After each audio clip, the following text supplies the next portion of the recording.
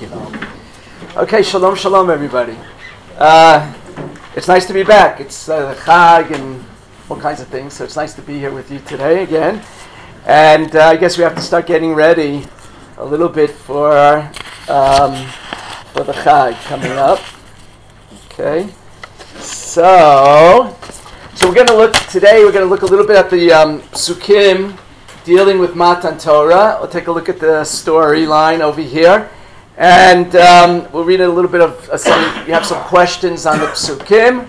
I think the questions are fair. We'll look at a Rambam, and that's the audience participation part comes in, because we're going to have to compare and contrast two Rambams, and based upon our understanding of the Rambam, which hopefully I'll direct in the way that I want it to go, then we'll try to come back and explain the questions that we had on the Psukim, and afterwards we'll just take a few minutes as far as that's the second page of Doing What Comes Naturally, to talk again a little bit about Am Yisrael and the greatness of our people. So that's what's in store for this morning, and so we're starting where it says Parshat Mishpatim, okay, because that's going to be the reading on Shavuot. One in English, one in Hebrew. Yafeh. Okay, we're going to go with the one that says in English Parshat Mishpatim and does not say Doing What Comes Naturally. Let's say there. All right. On Shmos, on Chag of Shavuot, we're going to be reading number 1 on the page. It goes like this. Vayavo Moshe v'yisaper la'am et kol divrei Hashem v'et kol mishpatim.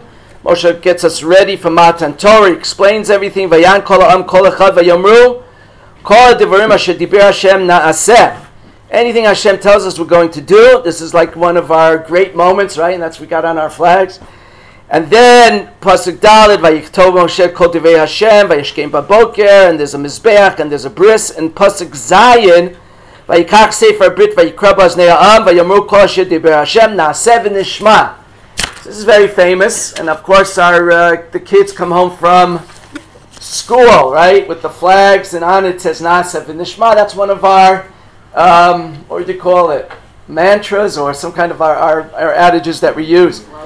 Our slogans. That's one of our slogans.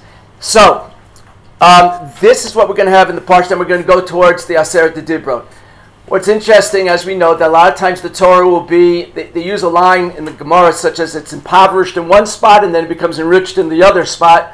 This is a perfect example of it. In other words, in very short psukim, we just ran through what happens at Har Sinai, and what happens is there's some other psukim also in short version, but if you look in Devarim, when Moshe Rabbeinu starts going through the story again, he starts filling in a bunch of details. And what we're going to do now is look at number 2 on the page, and we're going to read through these psukim in Sefer Devarim. Maybe there's a couple of questions that come up, and then we'll have to try to figure out what was happening over there exactly. So here we go. We're going to be number 2, Devarim chapter 5, pasuk Yud Chet. So I'll explain. I should have had English over here. It's no problem having the English, but I'll explain as we go along. I'll explain obviously in the English.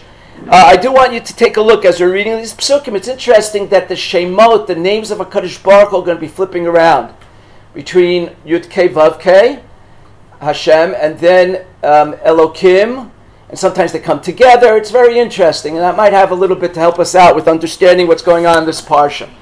So let's start with pasuk Yud Chet. Et ha'divrim ha'eleh diber Hashem el kol kalchem bahar mitoch ha'esh ha'anan v'arafel. So Hashem is speaking to us. Moshe is speaking here, right? And he's saying these things, the Aseret Dibrot was told you. Hashem spoke to you from the mountain, from the fire, from the clouds. Kol gadol v'lo yasaf hayichtavim al shnei luchot avanim vayidnem elai. And Hashem wrote down the Aseret Dibrot and gave it to me. Pasuk Yutet. Vayikish hamachem et hakol mitoch hachoshech v'ahar bo'er ba'esh. When you were standing at Har Sinai, vaytikruvun elai kol sheish yivtechem v'ziknechem. The Jewish people are there at Matan Torah.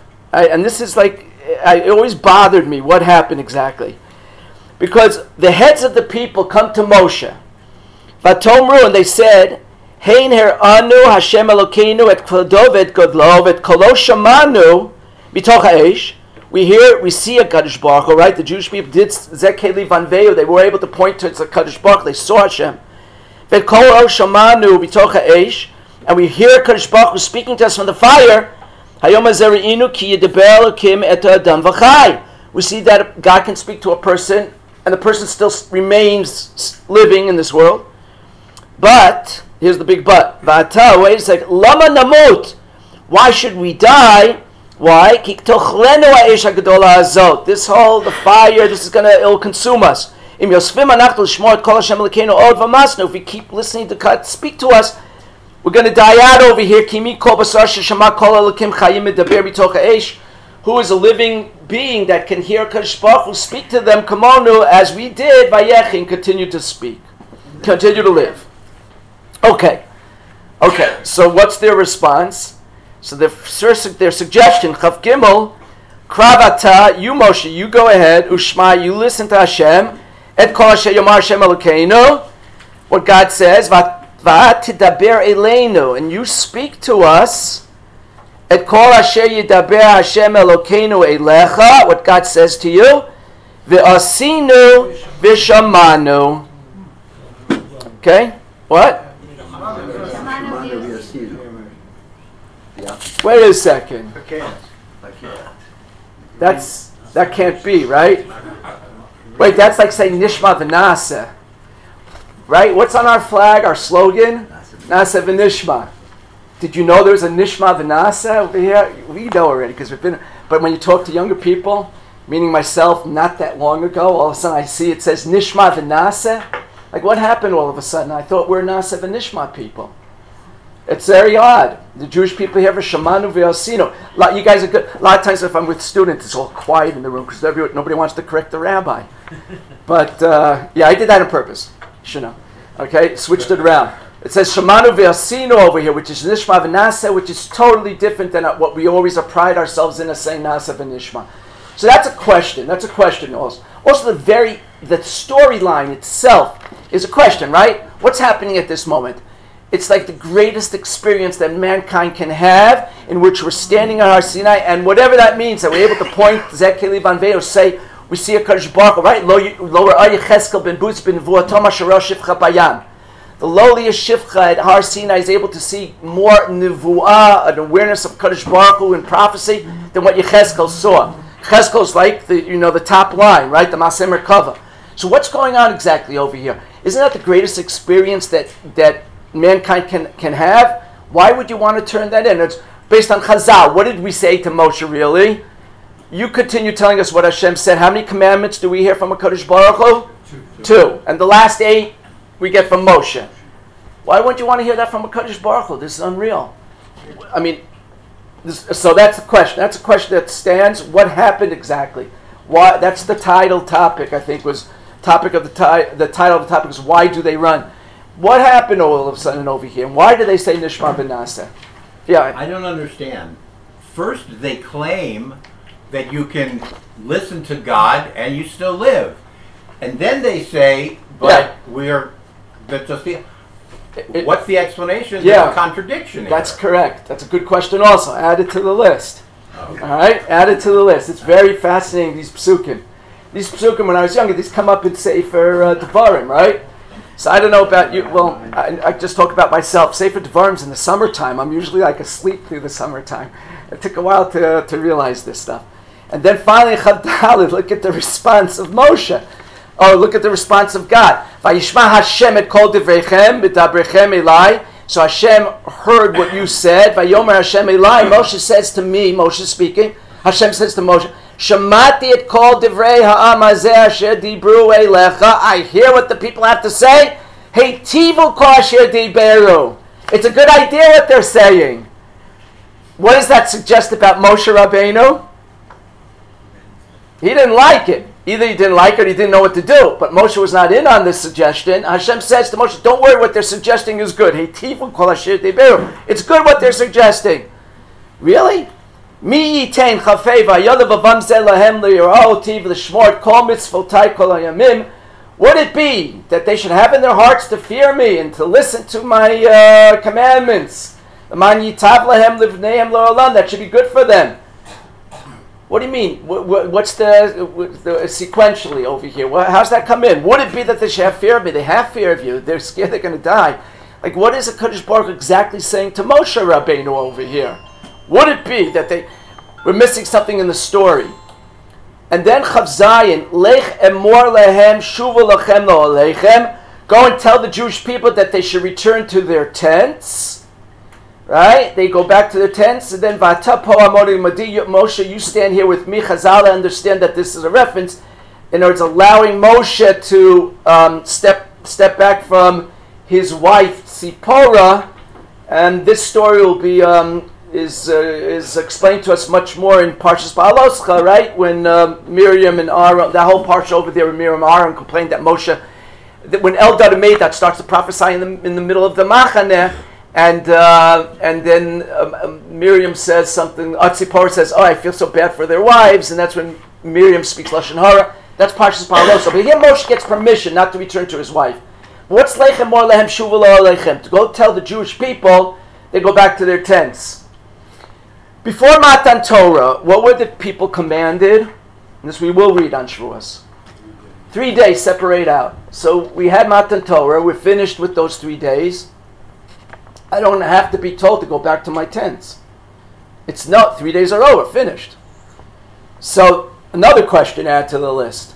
And then Moshe in Chav Chet starts with a speech, Chav Chet, Chav Tet, and then Psukim 1 through 3, where he's basically giving a Mussar Shmuz about doing mitzvahs. Shmartem la'asot kasher tzivah Hashem Elokeichem etchem lo tasur yaminu small. And there are Psukim one after the other where Moshe is talking about different aspects of observing mitzvah. Then, Pasuk 4, Shema Yisrael Hashem Elokeinu Hashem Echad. Okay, this is another slogan of the Jewish people. This is a pretty important slogan. Where would you have written Shema Yisrael? It was up to you. What point in the Torah? Before all this started. All this started, I would have written it in Sefer Shmos. Or someplace. Like, this is such an important slogan. This is like, right, this is on the lips of the Jewish people this is probably the most famous of our statements. It's a basic statement of emunah, of understanding God. So why is it that we wait for Shema Yisrael all the way over here to Sefer Devarim and specifically put it right in here after this discussion, after this story of Matan Torah? That's the question. It's juxtaposition, right? That's like one of our favorite words, right? Juxtaposition. Why is it put over here? Why is it not mentioned in Sefer Shmos or something? Like, why specific? Even if it's not in Shmos, but why specifically at this point? Here, the Am said Shema Yisrael. No, Moshe is saying to them, Shema Yisrael, listen, Jewish people, and then he goes through the whole thing. But Moshe initiated it. So why is Moshe doing it here? That's the question. So yeah. I'm sorry, I just wanted to get back. When the elders come to Moshe and say, we've seen that you could hear, what did they exactly hear? Had they already heard the two first commandments? They had heard the first 2 commandments. They Yeah. said time out? It's time out. Yeah. Okay, everybody out of the water. Right? That's what happens. Yeah. We're going to see afterwards the Gemara in Shabbos where it says exactly what happened. They heard 2 and what happened exactly. But they say this is enough. We can't deal with it. So that's when they say, listen, we heard it, we lived, but we can't do another 8 like this because we'll just die. Can we ever say the word exactly in reference to this? What? Exactly this happened, this, that. Isn't that supposition? In other words, hubris? I mean... there's always right? There's we always have different traditions. levels. We have this traditions, we have those traditions. No, but we're just reading the psukim here. We're just doing pshat here, right? We're just reading the psukim and we're asking questions on the psukim as we read it, right? Of course, this Chazal, there's volumes as far as first level is Chazal. So Chazal have an inside scoop, right, for sure. And a lot of that's going to be Torah She'Ba'al Peh. Some of it's, I guess, they learn through Midos, and a lot of it's Torah She'Ba'al Peh. It's passed down. So without Chazal, that's what we should do. That's a good thing to do. If you need something exciting on Shavuos night, is to look at. First of all, there's the Gemaras and Shabbos. Oh, it's really cool. What day was Matan Torah? What day on the week? Shabbat. And what's another name for Torah that we say on Psukei de Zimra? What's it called? It's called fine gold. How do you say that in Hebrew? Paz. So if you like to look in Masechet Shabbat, Daf Pei Zayin, that's where it starts rolling for about 2 blot, all the midrashim about Matan Torah. It's fascinating stuff. It'll take you the entire Shavuos. So you go through it, and nowadays, Baruch Hashem, we're blessed with all those Schottensteins over here, and they fill in on the bottom. It's just fantastic. I think there's already an Ein is Maharal. There's also Ein of Cook. I think they have it on Shabbos. No, on the second already. They have 2 volumes on Masechet Shabbos. This is fantastic stuff. But then you get into the midrashim. There's volumes there's so much on the midrashim. So we're just reading the pshat over here, okay? And we're going to try to attempt to understand the psukim as we read it. And you could accept it or not, but I think there's some truth to it. So let's just review our questions, and then we'll flip the page already. The questions that we had was, number 1, that why is just the storyline itself? Why is it that the Jewish people say to Moshe, you speak to us, not a Kadosh Baruch Hu. It's the greatest moment that they have such levels of prophecy and they walk away from it. Why is that Moshe not like the idea Hashem has to say, or sure what to do, and Hashem says it's a good idea? What is it exactly about that the people have to be commanded to go back to their tents? Why is it that the Jewish people say Nishma v'naseh in this situation? And why is it that we have Shemot of HaKadosh Baruch Hu? Hashem Elokim is constantly changing around in these psukim. And why is it, what's the juxtaposition of Shema Yisrael to the psukim above it, to the storyline above it? Why is this the place to bring down Shema Yisrael? That's what we have to deal with. In order to do so, we're going to look at 2 Rambams. And together, maybe we'll try to put together some kind of a picture that could be applied to the understanding of these psukim. Yafeh. So, the Rambam in 2 different places, we're flipping the page on number 3. The Rambam in 2 different places talks about the mitzvah of loving HaKadosh Baruch Hu, Avas Hashem. Right? He has this first place as number 3, in Hilchot Yesodei HaTorah. Hilchot Yesodei HaTorah is about what? What's the topic there? Yesodot. In other words, it's really also a fun thing to learn. Anytime on Shavuos, he talks about Yesodot HaTorah, very basic ideas, concepts in thought. Yesodot HaTorah, philosophy. And then the Rambam also, at the end of Hilchot Tshuva, he once more goes back to the topic of Avat Hashem. So what we're going to do is we want to learn these 2 Rambams and do the compare and contrast and see what we can learn from the 2 different descriptions of the Rambam. Okay, and let's begin. Number 3, Aleph. Hakel nichbad v'nora zeh. So Kadosh Baruch Hu, hakel nichbad v'nora, awesome, and I know I should translate nichbad. It's hard to translate. Dignified, I don't know. Mitzvah li'avoh. It's a mitzvah to love God, lahavoh u'liyira'oto, and to fear Him. Shenemar. So we have the 2 mitzvahs come together. Av and Yira are being presented together. There must be something they're on the same plane on some level as far as approaching the mitzvah. Shenemar, v'ahavta es Hashem Elokecha. Where's that from? Where is it? V'ahavta es Hashem Elokecha v'chol levavcha. Oh, so the Rambam truncated the pasuk, but he says here v'ahavta es Hashem Elokecha stops the pasuk, but that's the basic mitzvah of loving God. V'nemar es Hashem Elokecha tira, you should fear God. Now, the Rambam starts off like this. Hechi aderech la'avato v'yirato. What's the derech for us to be able to come to love and fear of HaKadosh Baruch Hu? Again, the mitzvahs are bundled together. B'shah sheyitbonena adam b'ma'asav u'bruav. All right, so this is the question. How do you come to love and fear of God? This is discussed always, what's the approach to come? How do you develop love of God and fear of God? Everybody has different backgrounds. We'll read the Rambam in a second. Anybody want to share? They ever think about this one? Yeah. Go ahead. Well, you Hava v'yira is the most beautiful expression. Love and respect. Okay. So they go together.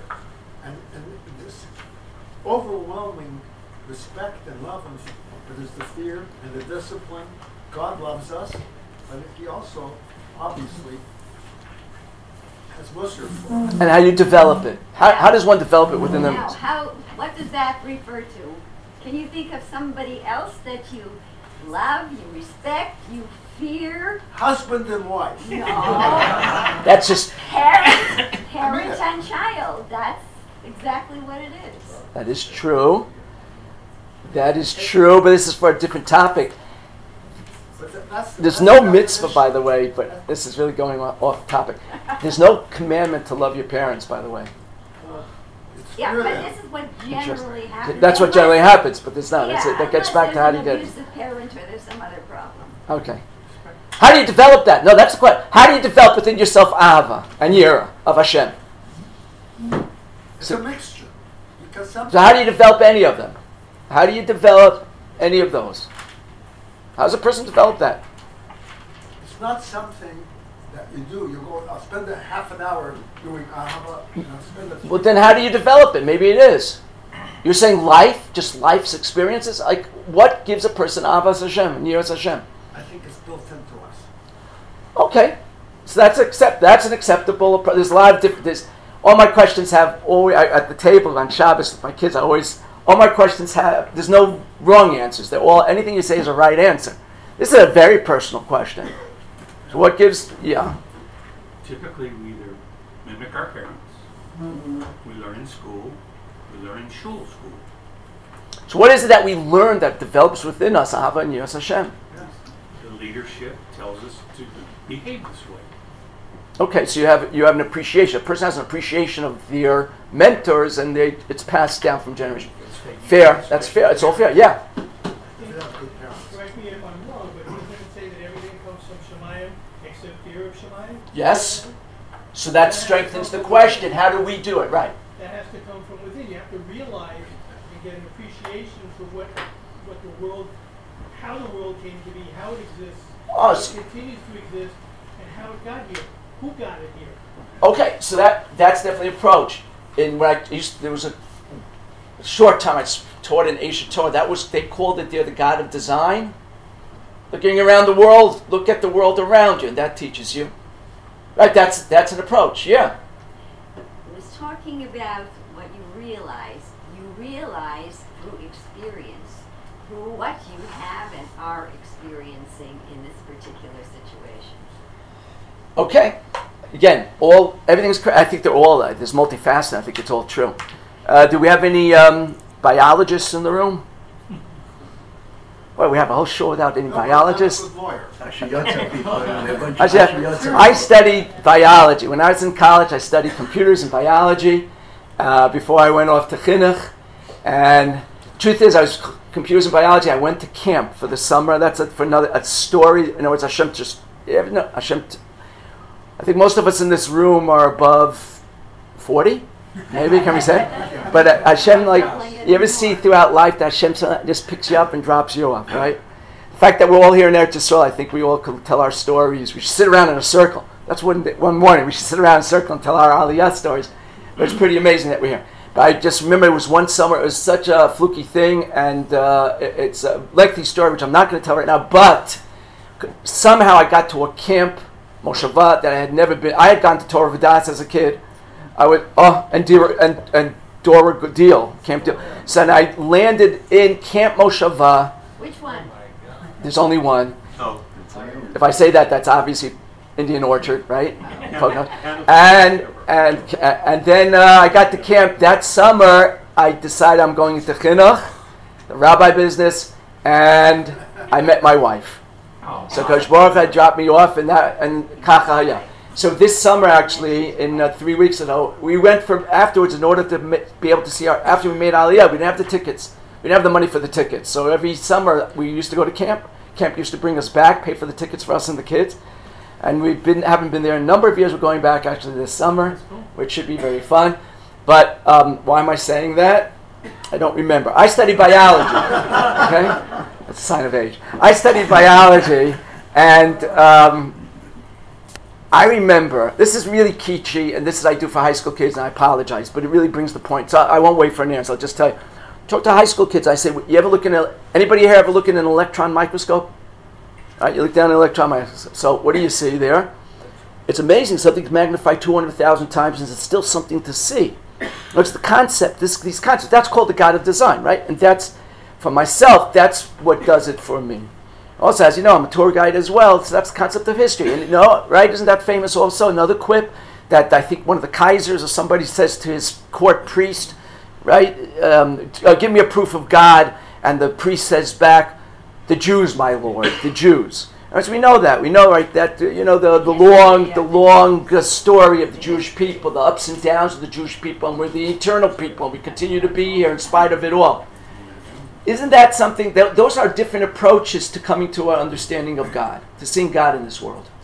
So there's many different approaches, it's all fair. Let's take a look at the Rambam, what the Rambam says over here. So we're in number 3, paragraph Bet. We're in the middle of the first line. When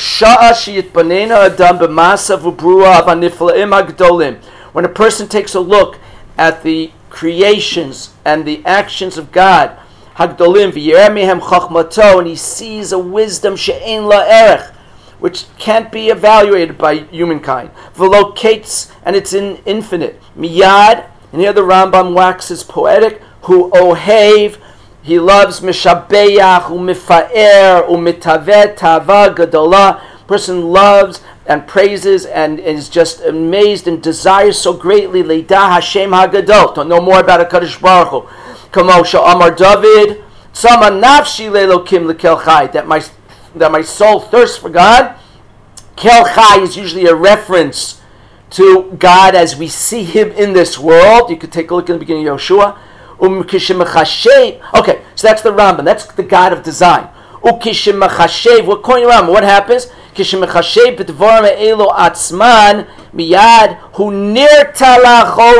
All of a sudden he says, whoa, Kadosh Baruch Hu is so infinite, and then look at me, and therefore he falls back near Talachorav. He falls back in fear, v'yifached, v'yodeya, and he's frightened, and he knows Shubirya Kitana Shafela Afela, that he's a very minute, small, lowly creation, Omedet B'das Kala Mu'uta, with a limited mind, limited intelligence, and he's standing lifnei tamim deirot, in front of that which is infinite, Kamosh Nemar, David, Kir Eshamecha. When I see your heavens, Masetz Botecha, and I see the handiwork of your fingers, Ma'enosh Kitis Karenu.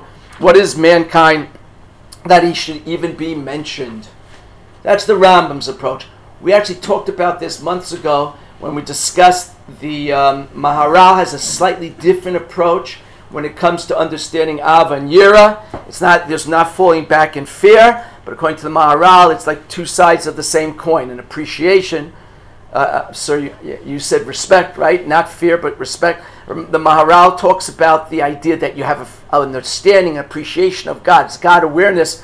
So you're drawn into HaKadosh Baruch Hu, and at the same time, that's the Yira, meaning the greater your appreciation, the greater your love. It's the greater your love, the greater appreciation. It goes hand in hand with each other. But the Rambam has that you're coming in close to HaKadosh Baruch Hu, then you get an awareness of what HaKadosh Baruch Hu is about. You fall back in fear. When you're falling back in fear, at some point you feel distance from Hashem, and then you move back in. That's shov v'chozer v'shov. That's a lot of description of life, right? Some days we feel close, some days we feel distant. On the days that we feel distant, it's like, oh, I got to do something about it. That's the Rambam's description over here of Ava and Yira. That's the approach over here. Ava comes together with Yira. It's two sides of the same thing. It's like ping-ponging back and forth. We had, by the way, I mentioned this in the Brachot, right?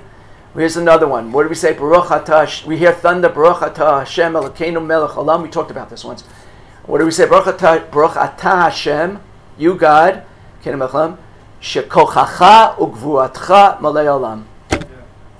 Right? Oh, okay. I did it on purpose, right?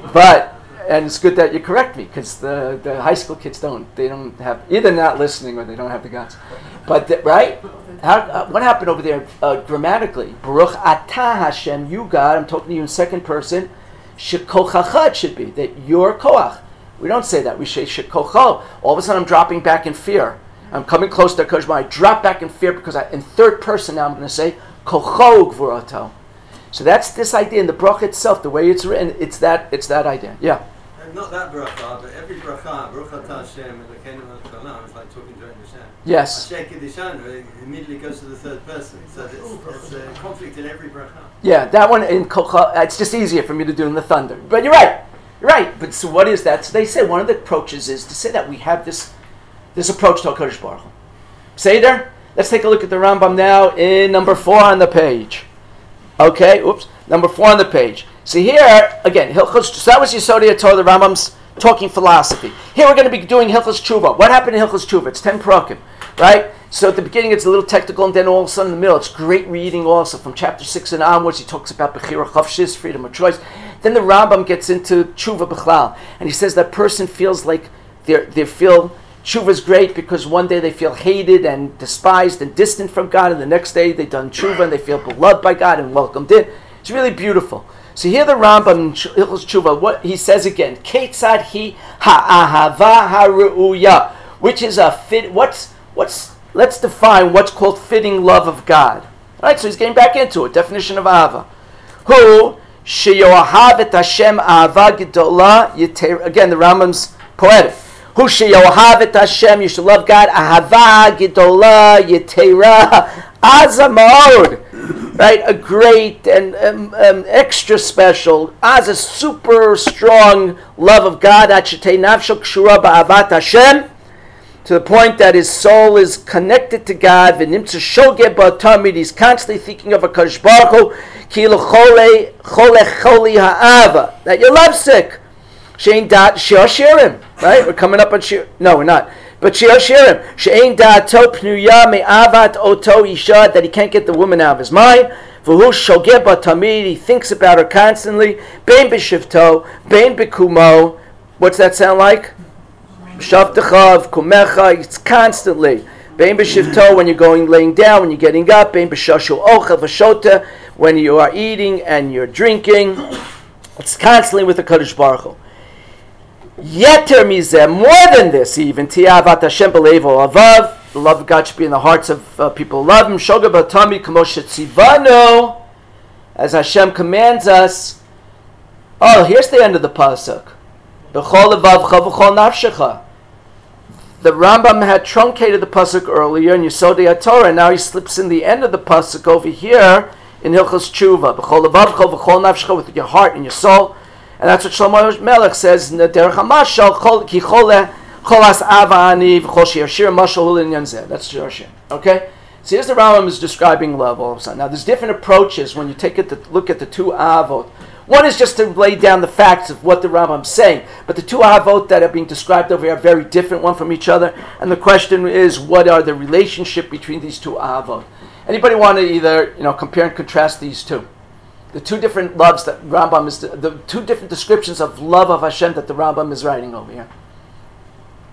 By the way, what's missing in this description? It's Ava by itself. It doesn't talk about Yira at all. Where's the Yira?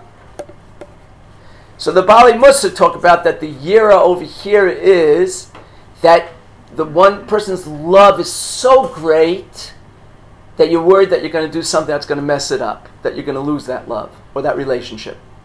That's what the Bali Musa talking about. That's where Yira fits in. But the Rambam doesn't write about it. So of these two, if you compare them, what would you say?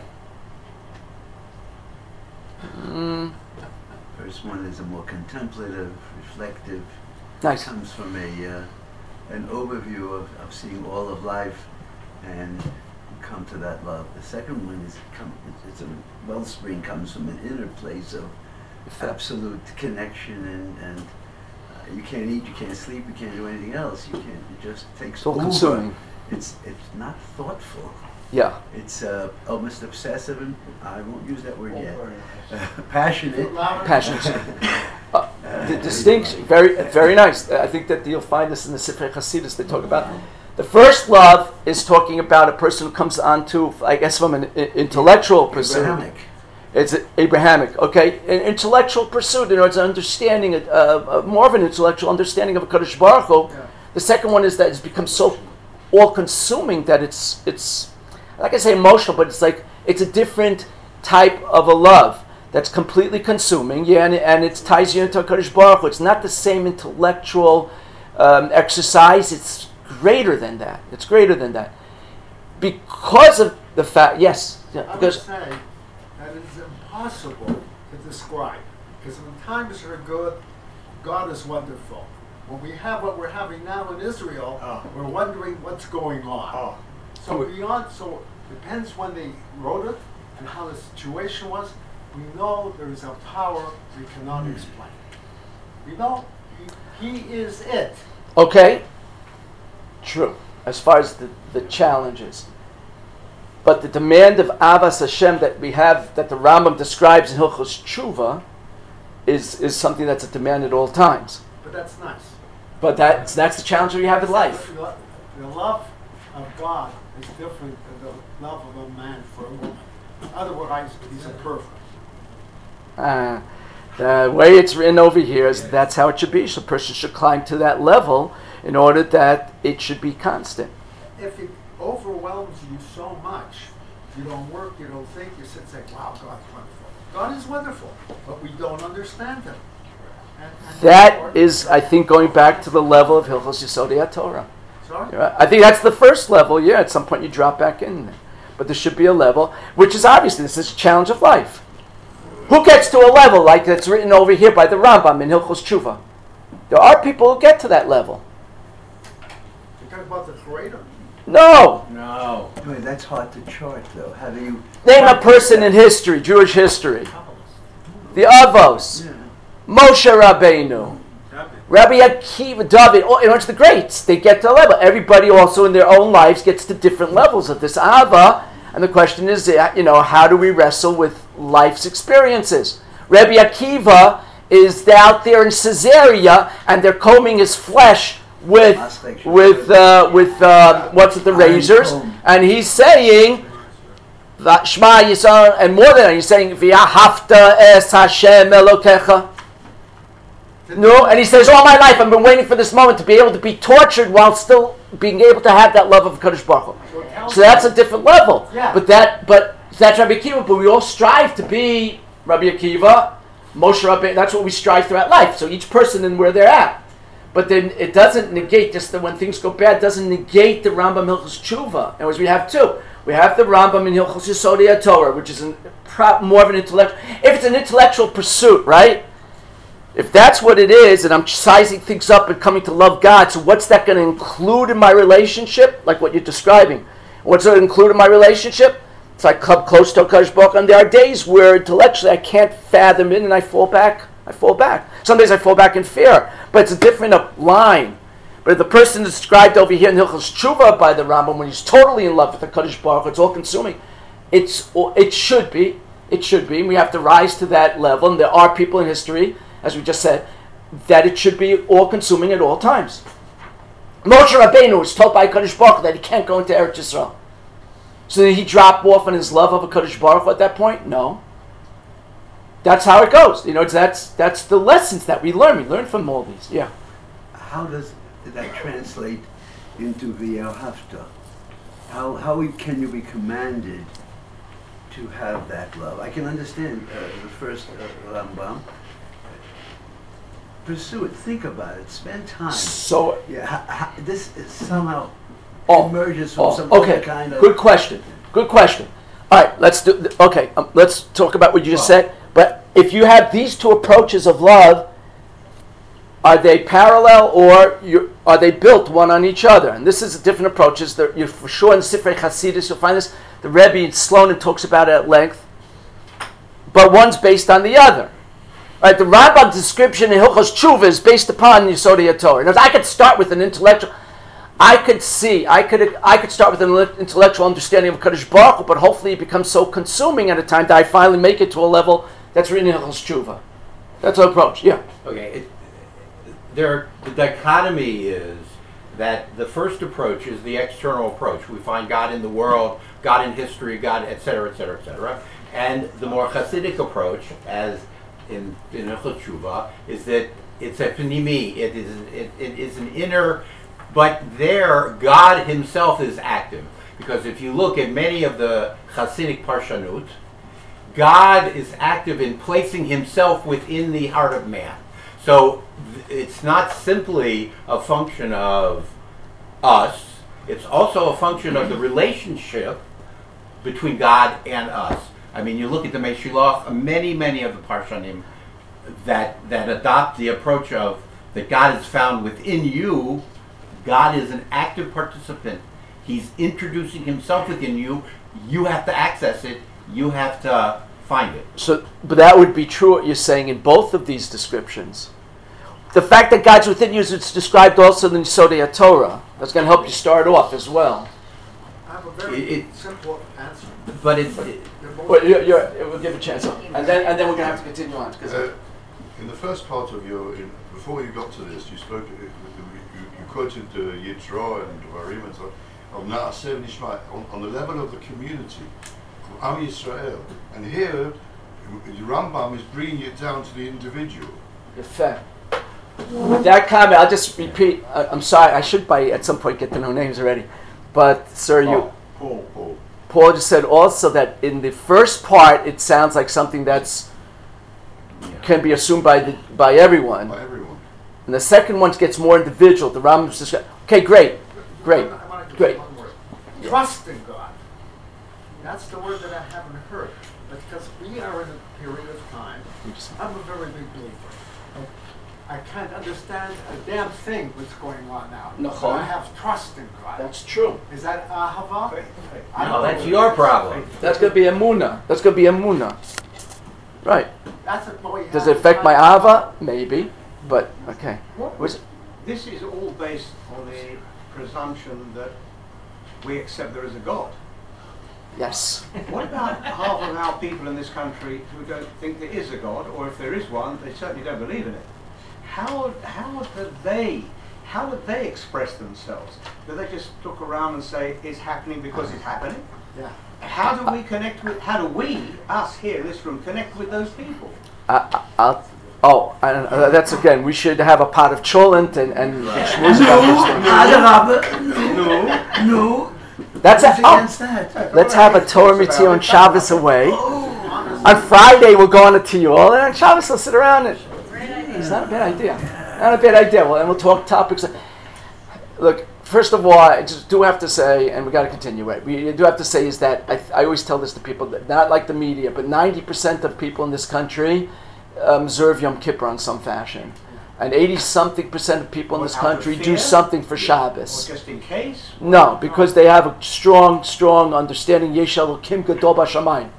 My cleaning lady, as she used to clean our silver with steel wool, used to always, but her favorite adage was Yesh Elokim Gadol B'Shamayim. But okay, let's it's so much to talk about when you get. But let's take a step forward and let's finish this up. So it's like this. I think it's fair to say we've talked out these two different descriptions of love. I think it's fair to say at this point, you could argue, but I think we sort of view it as the first one being more intellectual. The second description has become, I'm not going to say emotional, that's not based on intellect, but just becomes more all-consuming. Sort of putting the year on the side, you just totally consume with your love. I think it's fair to say that, and this is the question. Okay, let's take what Paul's point and I'll put in a question for him. Which one of these two loves would you expect to find amongst the entire Jewish people? The first one in Yesodei HaTorah, or the second one in Tshuva? The first one that's an intellectual pursuit, or the second one, in addition, let's say, that is a all-consuming? Well, that depends whether it's Nasa Nishma or Nishma B'Nasa. Yefem Od. Excellent. It would seem, I think this is fair to say, you guys could argue, but wouldn't you expect that every one of those, let's say 3 million Jews who are out there at Mountain Torah, wouldn't you expect that all of them should be able to open up, and this goes back to your point, if people are exposed, sometimes people aren't exposed, but can you expect from everybody to open up a biology book and just start reading? Right? Remember that? Henley's Loop. Remember that from high school? Does that bring back fear? Put fear in your hearts? Henley's Loop, right? Potassium, sodium. Doesn't that kind of stuff, shouldn't that affect everybody? Anybody who sits and today with the phones, you could get lost constantly because they always send you these feeds on your phone that all these great scientific research discoveries. what's going on out there with their expansion of the universe, and all these things are so fascinating. But can't you expect from the entire people just to be able to read a book or read Jewish history, right? I was just with a group the other day of sort of connected in, not really. They're on their journey, but they have an understanding. And we were down south. Goes back to. So I said to them, "Look, Jewish people know we have ups and downs." I said, when my parents walked out of Auschwitz, I don't know how they brought up a firm family, but they did. I said, Jews have a concept. We have a way, we understand, we look at the world because we have a broad understanding of Jewish history, and we know we have our ups and downs, but yet we continue on. Am HaNetzach. The way to look at what's going on also over here is we don't understand it, and it happens, and it's sad, and it's a challenge. But Am HaNetzach, right? We're the eternal people, and we have that relationship with God for 3,800 years. We keep walking with it. That gives us the strength. How else? The fact that we're all sitting in this room and we came from wherever it might be in Chutz La'aretz. Why did we come to Eretz Yisrael? Because we have that understanding. It's also not even always up here. This is an example of something that becomes so much part of you that you act upon it. Is that we sat down, we thought through and started saying pros and cons about making Aliyah? No, we just know that's where Jews are supposed to be. Sometimes it becomes part of you. So too over here, you have an understanding of Jewish history. You understand that God is with us. The fact that the prophecy, Yechezkel Lamed Vav, take a look at it. It's great. It'll make you feel so good. When Hashem says at some point, it's enough that the Jewish people are in Chutz La'aretz. The Jewish people are in Chutz La'aretz. It's a Chilul Hashem. When I bring them back to this country, that's a Kiddush Hashem. And it's enough. I don't want to have Chilul Hashem anymore. It's nothing to do with you, says God. Yechezkel Lamed Vav, 36, you'll love it. Hashem says, it's nothing to do with you guys. At some point, I just want to bring you back. And that's why we do come back to this land also when we not necessarily have done tshuva. And that's why Hashem says, and after I bring you back to this land, then I'm going to take out the Leiv Evan. I'll give you a Leiv, I forget which one. Leiv what? Leiv Basar, thank you. Right? Isn't that the description? So that's the thing. I think you can expect from every single Jew, 3 million of them there at Matan Torah, that they should be able to have an understanding of God that's based upon intellectual understanding. And if it's going to be Avas Hashem that comes from the intellectual understanding, it's also going to have room in your brains at that point to open up and say, but there's a lot of problems I don't know. That you're going to have room in your brains for you to say, but at some point I can't get this whole thing. It's too great for me, and you're going to fall back in fear. That's what the Rambam describes in Hilchos Yesodei HaTorah. But there's going to come a point that it becomes so consuming within you, this love of God and this desire to come closer and closer and closer and understand the depths of HaKadosh Baruch Hu, both in Torah HaNigleh, and then when you get to Torah HaNister, so you should be able to travel to different realms of appreciation of Hashem. That becomes totally consuming. That is not at the base level for everybody, and that comes through life, and that depends upon a person's ability, their abilities, one, and also their desire, and how much they want to put out towards developing that relationship. Like any relationship, how much they want to put into it, invest in the relationship. There's a lot involved in that, but if all those check in, and you want to invest, and you have the abilities, or each person in wherever they might be, they're going to grow and eventually come to the level that's written by the Rambam over here in Hilchos Tshuva. And isn't that something that we actually, and therefore there's like, you might suggest over here that there's two parts to the mitzvah of Ahavas Hashem, right? The first part is V'ahavta es Hashem Elokecha. There's a mitzvah of loving God. Base level, just read a book. Understand this God. Look around the world. Go sit on a mountaintop and take a look at the world around you and understand the God of design. That's why the Rambam writes in Hilchos Yesodei HaTorah, V'ahavta es Hashem Elokecha, and he truncates the pasuk over there because that's the base level mitzvah. What's the added aspect of this mitzvah as you grow through life and you develop that relationship? B'chol levavcha v'chol nafshecha. It should be totally consuming. And that's what the Rambam continues the pasuk in Hilchos Tshuva. Why does he miss out with b'chol me'odecha? Huh? Why does he miss out with b'chol me'odecha?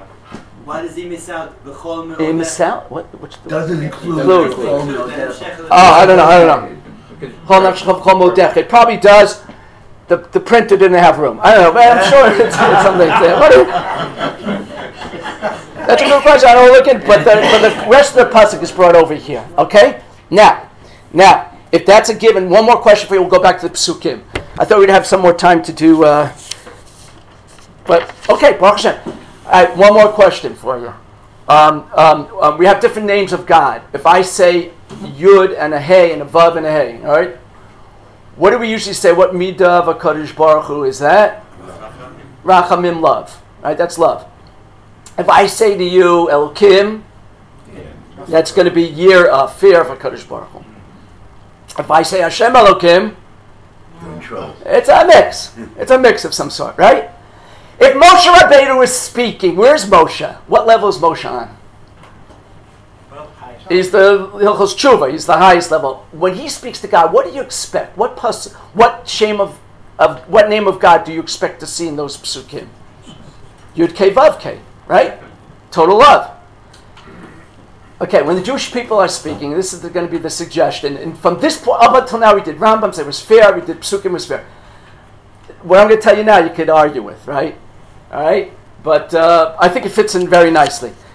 What I want to ask you is that when the Jewish people are speaking, what Shemot, names of God, let's say like this. The Jewish people, 3 million strong, right? What level do you think they're on? They're on the level of what? The Rambam writes in Hilchos Yesodei HaTorah. In other words, they love God. They come in and they say, listen, we have an appreciation of Hashem, all of us here. We love HaKadosh Baruch Hu.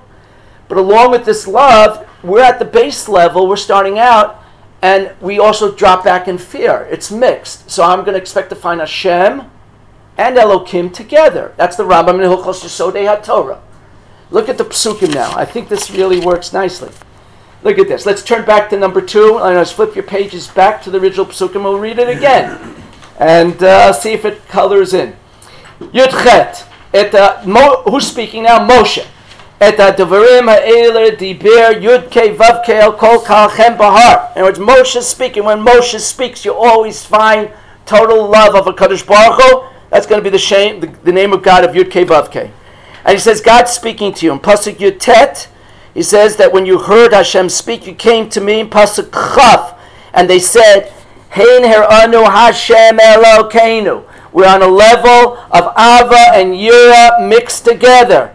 And therefore, because of that, when we hear Ki Yidaber Elokim et Adam V'chai, right, we heard God in spite of the aspect of the fear, which is so strong. We live, but he says we can't. How long, Moshe, can you expect us to be able to do this?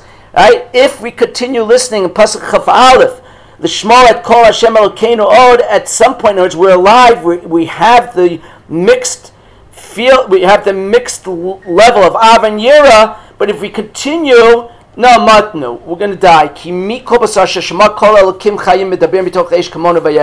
Because of the aspect of the Elokim within our relationship, we can't continue this.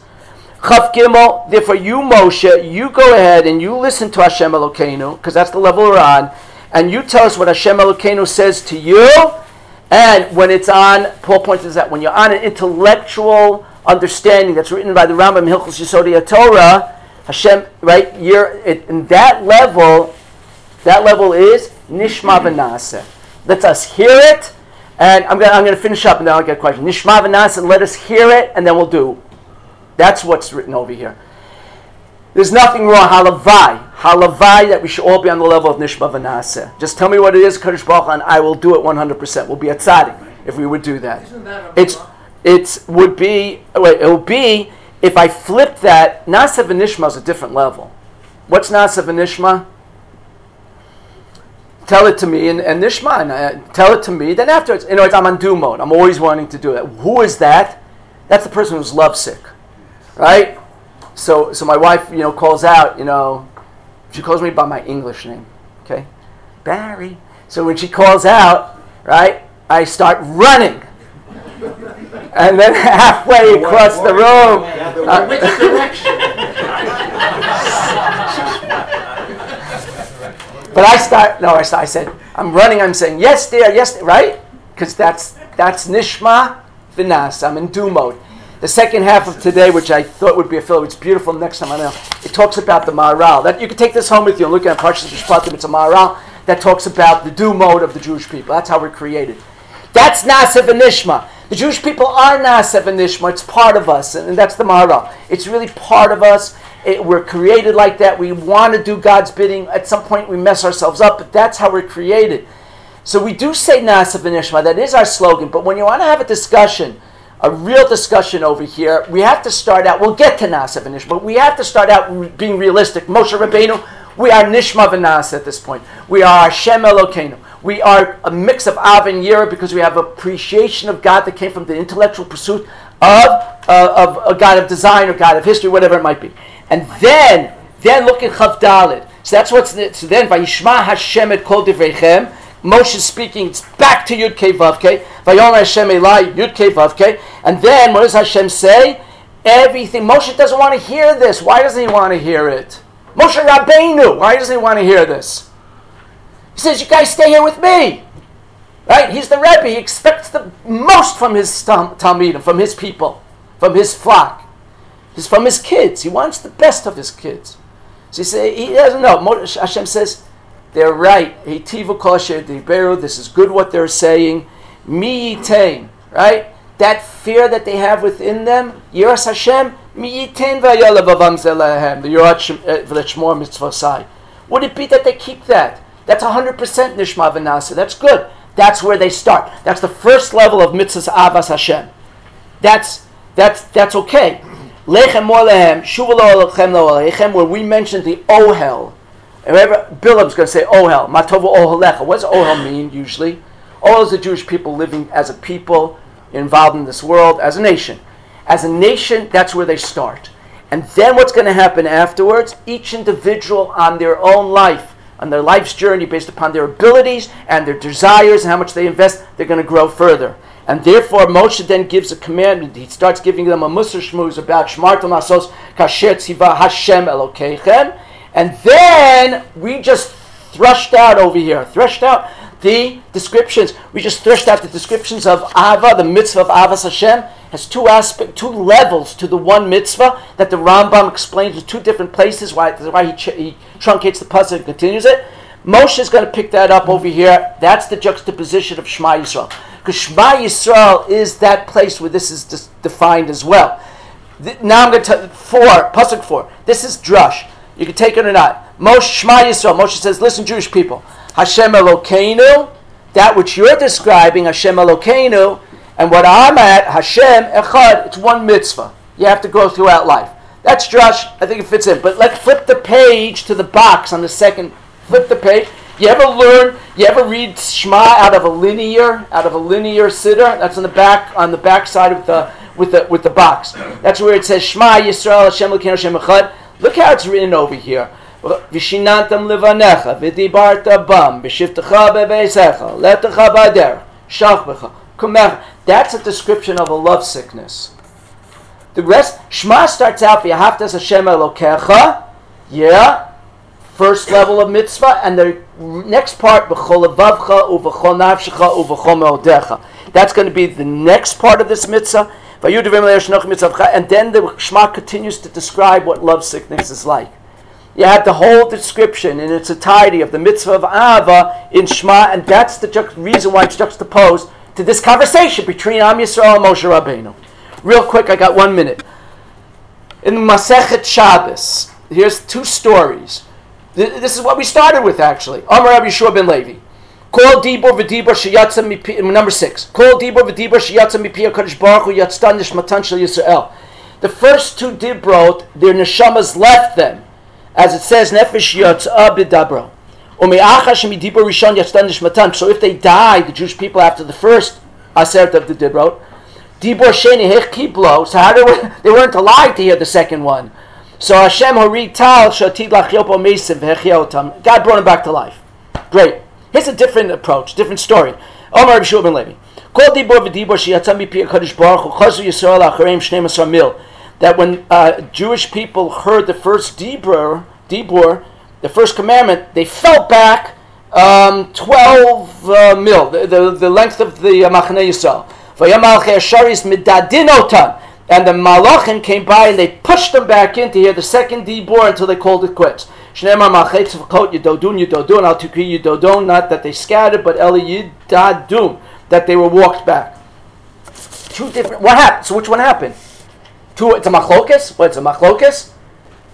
Except who says both of these ma'amarim over here? They're both Rabbi Yeshua ben Levi. So which one is it, Rabbi Yeshua ben Levi? Make up your mind. What happened to the Jewish people? Did they die? Or did they fall back in fear? Both. Because they have two groups. We have different groups. There were those who were still at the level of Hilchos Yesodei HaTorah, and because of the fear within their relationship, they fell back and had to be pushed back in. It's counterintuitive. Who are the ones who died? The ones who were Kulo Avas Hashem. And when Hashem's speaking to them, they said, Overwhelmed. I don't want it, not overwhelmed. I don't want to be down here. I want to be there. They left this world and that was it. And then Hashem said, I'm sorry, but that's Olam Habas for some other point in your experience. He says, you guys back down over here. I put you in this world for a reason. He puts us back in. And then the second time around, okay, it was enough. Rabbi Shimon ben Levi is describing both of these groups, the Hilchos Yesodei HaTorah and Hilchos Tshuva. What you do learn from this, it's so beautiful, because as we approach Shavuos, is that the love of a Kadosh Baruch Hu, like everything in this world, anything worthwhile in all our relationships, it has to be developed, it has to be worked on, and it's understood that we all come into this world and we're all at a certain place, and the challenge of our lives is to constantly grow and grow and grow and grow, and together as well, because we help each other also, and that's part of it. And when we come into Shavuos, our Kabbalah Torah will include different levels, but Be'ezrat Hashem, we should be able to grow together and individuals, and Chag Sameach.